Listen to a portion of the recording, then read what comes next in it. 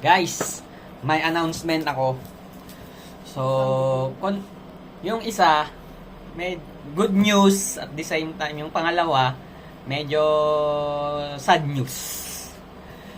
So, eto guys, yung good news. From now on, meron na tayong dalawang latest drone na available for rent, guys. So, yun yung good news natin, guys. So, dalawang latest. Ito yung may 4K resolution, kayang mag-portrait, and kayang-kaya ang mag-long range ng from 4 kilometers to 7 kilometers based on YouTube reviews. Tapos, ito na yun guys. Yan, box natin mamaya-maya.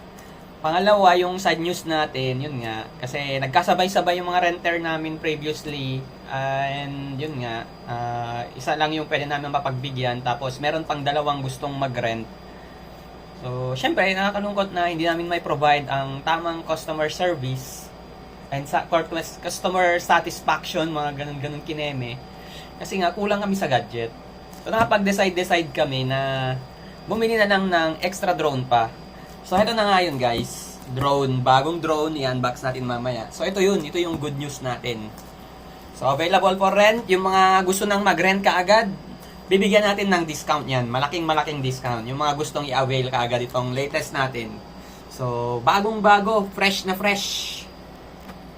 So, yan lang muna for now. Bye! So, mga gustong mag-rent, guys, PM kayo sa akin or di kaya sa ating page. Yan for now. Bye!